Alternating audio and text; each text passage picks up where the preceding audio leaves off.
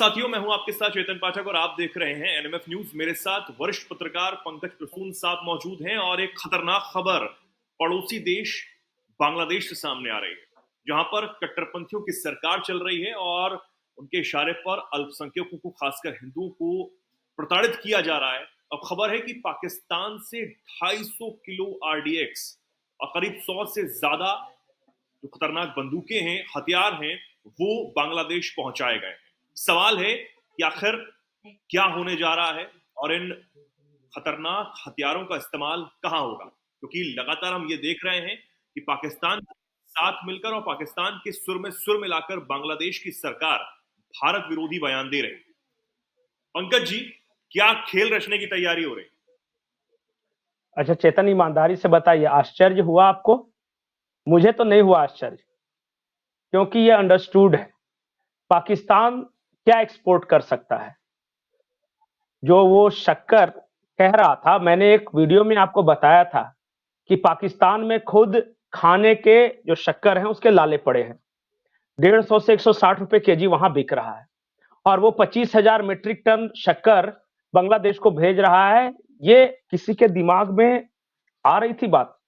मैंने उस दिन भी कहा था, ये जो कॉन्साइनमेंट है इसकी आड़ में पाकिस्तान वही एक्सपोर्ट कर रहा है जो दुनिया में पाकिस्तान जाना जाता है एक्सपोर्ट करने के लिए।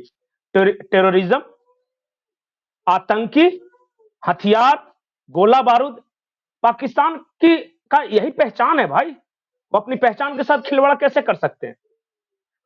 और ये जिस आरडीएक्स कॉन्साइनमेंट की बात आप कर रहे हैं, देखिए दो कॉन्साइनमेंट इस तरह पहुंचा था बांग्लादेश में। एक दिसंबर 23 को और उससे पहले नवंबर 13 को ये दूसरा कॉन्साइनमेंट था जिसमें ये एक्सप्लोसिव पकड़े गए हैं। और आप ध्यान से देखिए, उसमें वो जो पैक है उसमें सिस्मिक जिलेटिन है। ये सिस्मिक जिलेटिन उसे कहते हैं कि वो एक स्पेशल फॉर्म ऑफ जिलेटिन है जिसमें आप टाइमर लगा के अपने मनपसंद समय से उसको उसमें विस्फोट कर सकते हैं। वो एक्सपोर्ट किया गया है। और आमतौर पे जो इस तरह के टेरर ऑर्गेनाइजेशंस हैं वो इसका इस्तेमाल करते हैं। वो कोई फौज इस्तेमाल नहीं करती। हाँ, माइनिंग में इस्तेमाल होता है वो, कि लगा के चले आए टाइमिंग से, उसके बाद वो विस्फोट हुआ। पत्थर खदान हो या इस तरह का जो कोयला खदान हो, उसमें इसका इस्तेमाल किया जाता है। लेकिन उसके अलावा बड़े पैमाने पर आतंकवादी इसका इस्तेमाल करते रहे। भारत सरकार जो एक्सपोर्ट कर सकती है वो है राइस, वो एक्सपोर्ट कर रही है, उन भूखों को खाना खिला रही है। और पाकिस्तान जो एक्सपोर्ट कर सकता है आतंकवाद, वो एक्सपोर्ट कर रहा है। अभी हाल ही में जब से मोहम्मद यूनुस की सरकार आई थी, उसने पाकिस्तान को लेकर एक बहुत बड़ा पॉलिसी शिफ्ट किया है।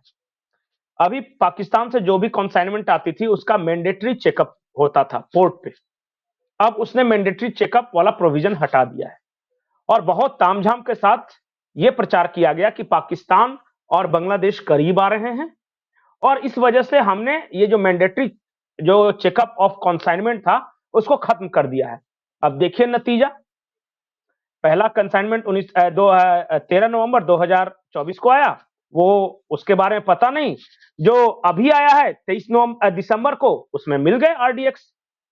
इसमें हैरान किसी की बात नहीं। ये तो देखिए, अब मैं बताता हूं बांग्लादेश और पाकिस्तान की सिचुएशन, दोनों का क्या स्थिति है। बांग्लादेश को उधर अराकान आर्मी हकलान किए हुए है और पाकिस्तान को इधर तहरीके तालिबान पाकिस्तान उससे परेशान है। ये अभी आपको तो पता होगा ना कि अभी कल ही रात में दोनों ओर से जबरदस्त गोलीबारी हुई है डूरंड लाइन के आसपास। ये जानकारी तो होगी। 100 से अधिक पाकिस्तानी फौज के जवान मारे जा चुके हैं जी। और अभी मैंने आपको थोड़ी देर पहले एक वीडियो भेजा था, कैसे देखिएगा तालिबान जो है वो पाकिस्तान के हेलीकॉप्टर को मार गिरा। अपनी लगी पड़ी है, लेकिन उन्हें इस्लाम का पताका लहराना है बांग्लादेश में और भारत को परेशान करना है।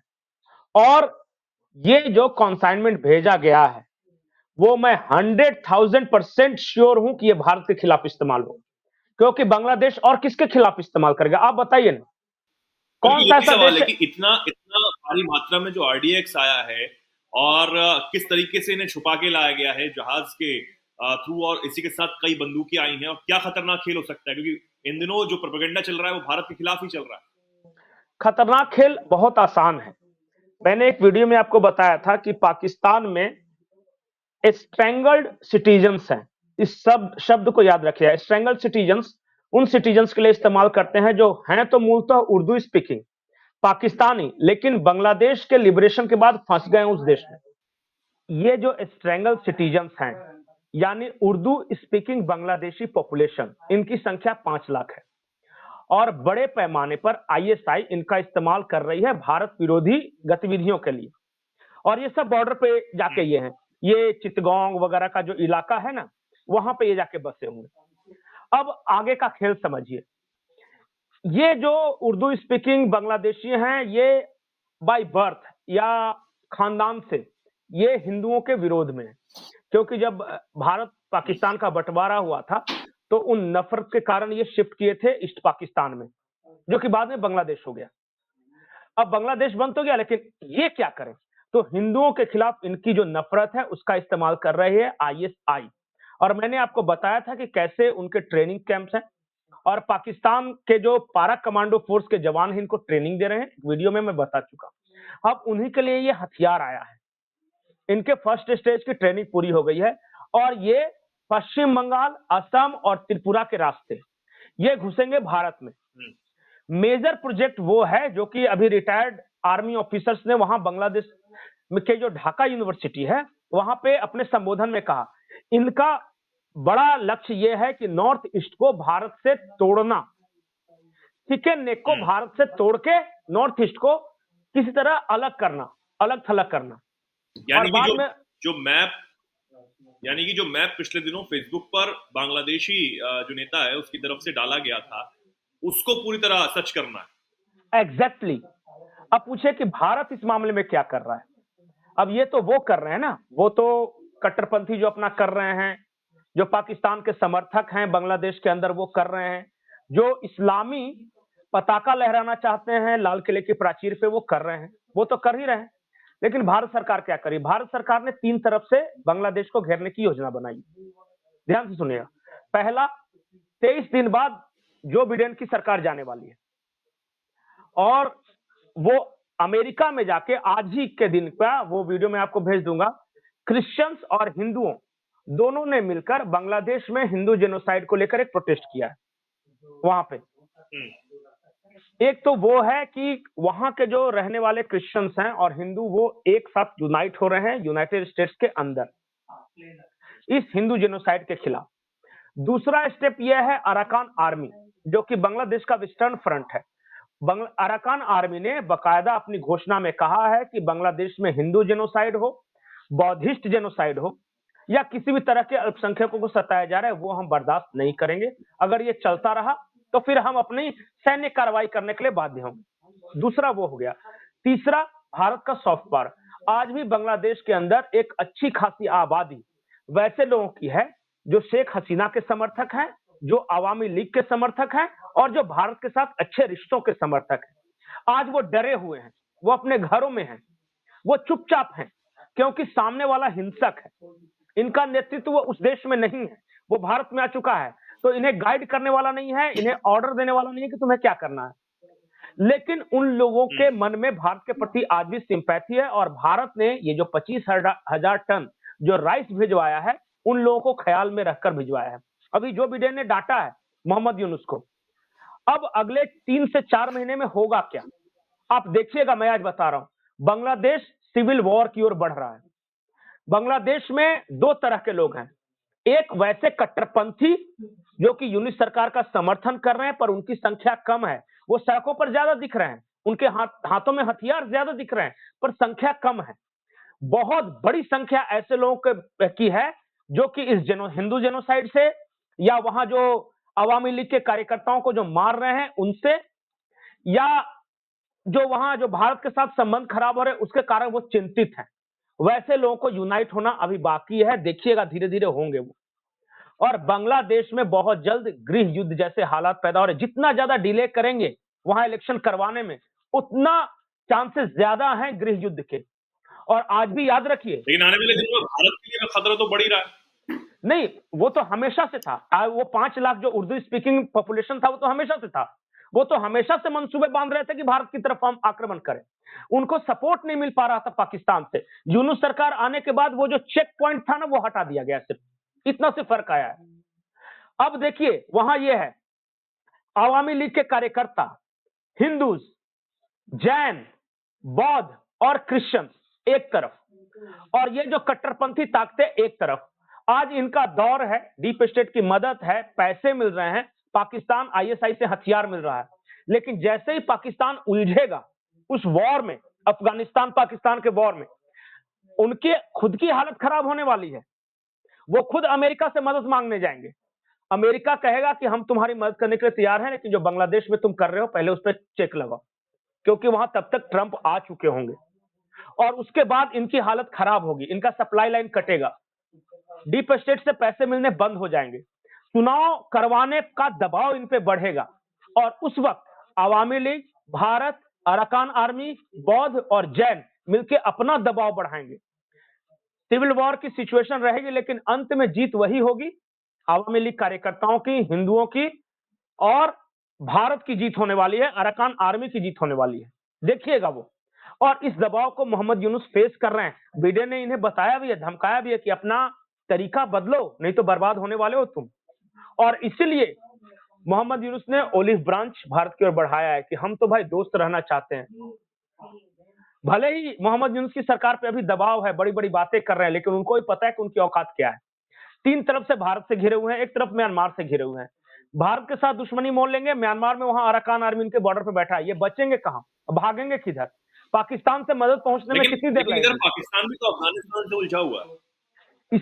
अभी तो शुरू हुआ है, अभी तो कल से आक्रमण शुरू हुआ है। देखिए वो जो वॉर है ना, अफगान पाकिस्तान के बीच जो वॉर, वो अभी रुकने वाला नहीं है। ये बहुत बड़े स्केल पे होने वाला है। बात ऐसी नहीं कि सिर्फ 15,000 मुजाहिद आए हैं और वो 100 पाकिस्तानी फौजियों को मार रहे हैं। बहुत बड़ा खेल है उसके पीछे। आप देखिएगा, डुरंड लाइन बदलने वाला है। मैं आज आपको लिख के दे रहा हूं। तो क्या उस डुरंड क्या लाइन को उसमें भी जो बांग्लादेश के कट्टरपंथी हैं वो पाकिस्तान का साथ दे रहे हैं? पाकिस्तान के कट्टरपंथी अफगानिस्तान का साथ दे रहे हैं, इस बात की गारंटी है। जो पश्तून हैं, जो तहरीके तालिबान पाकिस्तान है, ये सब जो आतंकी हैं, जिनकी ट्रेनिंग हुई है ना, जो जिन मुजाहिदों की ट्रेनिंग हुई है, आज वो क्वेटा में हैं, आज वो पेशावर में हैं, आज वो पाकिस्तान ऑक्युपाइड कश्मीर में है, बलूचिस्तान में है, बलूचिस्तान लिबरेशन आर्मी, बहुत बड़ी संख्या है। वो मोरली और फिजिकली दोनों तरफ से सपोर्ट कर रहे हैं अफगानिस्तान को। और यही वो मौका है, जैसे ही पाकिस्तान की आर्मी डुरंड लाइन पे उलझी, बलूचिस्तान लिबरेशन फ्रंट अपना आक्रमण बढ़ाने वाली है। तब तक ईरान में भी ऑपरेशन शुरू हो चुका होगा। ईरान उलझेगा उधर। जैसे ही ईरान उलझेगा, बलोचों की ताकत बढ़ेगी, उनका सप्लाई बढ़ेगा वहां से। बलूचिस्तान लिबरेशन आर्मी, तहरीके तालिबान पाकिस्तान, तालिबान और इस तरह के तमाम जो फ्रिंज एलिमेंट्स है पाकिस्तान में अपनी एक्टिविटी बढ़ाने वाले। पाकिस्तान उलझने वाला है, अगले 5 साल के लिए उलझने वाला है। वो नया मामला नहीं है। आपको क्या लगता है कि पाकिस्तान आरडीएक्स भेज रहा है तो हम जस्ट फॉर फन ब्रह्मोस भेज सकते हैं? क्या दिक्कत है? और उसके बाद क्या होगा? ऐसा तो है नहीं कि तुम कर रहे हो, हम कुछ बोल नहीं रहे हैं, इसका मतलब हम चुप हैं। पाकिस्तान जिस आग से खेल रहा है, पाकिस्तान खुद नहीं जानता कि वो कैसे जलने वाला है। और ये मोहम्मद यूनुस देखिएगा, आप भी यही हैं, मैं भी यही रहूंगा। अगले 4 महीने में गिड़गिड़ाता हुआ कैसे ये करता है। ये दोस्ती के पैगाम भेजेगा। श्रीलंका में यही हो रहा था ना, बहुत शुरुआत में कठोर। ये मालदीव में देखिए ना, मालदीव में कितनी बड़ी बड़ी बातें की, चाइना हमारा मदद कर लेगा, ये मदद कर लेगा। उसके बाद क्या हुआ? क्या हुआ उसके बाद? देखिए ना, तालिबान जब आए थे तो पाकिस्तान कितना उछल रहा था कि तालिबान आ गया, अब हमारा ये होगा वो होगा। उसके बाद क्या हुआ? और मोहम्मद यूनुस तो अभी बच्चा है। ये तो डीप स्टेट का समझिए कि एक छोटा सा प्यादा है। इसे समझ में नहीं आ रहा कि ये किस आग से खेल रहा है। और ये देखिए, वो जो कर रहे हैं वो आज दिख रहा है, हम जो करेंगे वो 2-4 महीने बाद दिखेगा। फरवरी, एक बार इनका वैलेंटाइंस डे मन जाने दीजिए, उसके बाद ये प्रेगनेंसी पेन से गुजरेंगे, देखिएगा। नहीं बिल्कुल। और अब क्योंकि खतरे की घंटी तो है ही, और इस पर जो उम्मीदें वहां से भी लगाई जा रही हैं और भारत से भी लगाई जा रही हैं कि बांग्लादेश पर कड़ा एक्शन हो और साथ ही पाकिस्तानियों को भी समझाया जाए, वो अब जरूरी हो जाता है। और तेज कार्रवाई, क्योंकि हालांकि भारत सरकार अपने तरीके से कार्रवाई कर रही है, इसमें कोई शक नहीं है, लेकिन फिर भी जो एक सेंटिमेंट्स होते हैं भारतवासियों के, अब उनको भी ध्यान में रखना होगा। और जो गतिविधियां बढ़ रही हैं बांग्लादेश से पाकिस्तान के रास्ते हो या फिर किसी और रास्ते से जो भारत के खिलाफ साजिशें रची जा रही हैं, उनको जल्द खत्म एक करना सेकंड, होगा। उन पर जल्द दबाव जो है बनाना जरूरी हो जाता है। जी एक इंपॉर्टेंट डेवलपमेंट हुआ है अमेरिका में। इवांका ट्रम्प, जो डोनाल्ड ट्रम्प की बेटी है, उन्होंने एक ट्वीट किया है आज, और उस ट्वीट के मायने जी समझिए। उन्होंने कहा है कि जॉर्ज सोरोस को भारतीय जनता पार्टी ने अपना सबसे बड़ा दुश्मन बना लिया, आप क्या सोचते हैं? और उसमें जो कमेंट्स है वो पढ़िए। उसमें यह है कि जॉर्ज सोरोस सिर्फ पिरामिड का टिप है, जो नीचे का बेस है उसको हम साफ करेंगे, ये अमेरिकन्स कह रहे हैं, और ये इवांका ट्रम्प के ट्वीट पर कह रहे हैं। आपको क्या लग रहा है? नहीं, डोनाल्ड ट्रम्प की ट्रम्प के बाद वो दुनिया में खलबली है, जो हलचल है वो एक अलग बात है। और उस पर भी नजर सबकी है जब 20 तारीख को जो ट्रम्प हैं वो आधिकारिक रूप से राष्ट्रपति पद की शपथ लेंगे, और उसके बाद क्या कुछ बदलाव देखने को मिलता है। और उम्मीद है ये बांग्लादेश वाले मैटर पर भी जल्द वो कुछ कार्रवाई करेंगे। फिलहाल के लिए बहुत बहुत धन्यवाद पंकज जी, आपके हमारे साथ जुड़ने के लिए इस चर्चा में, और हमारे दर्शकों का बहुत बहुत धन्यवाद। ऐसे ही तमाम जानकारियों के लिए, तमाम खबरों के लिए बने रहिए हमारे साथ, देखते रहिए एनएमएफ न्यूज।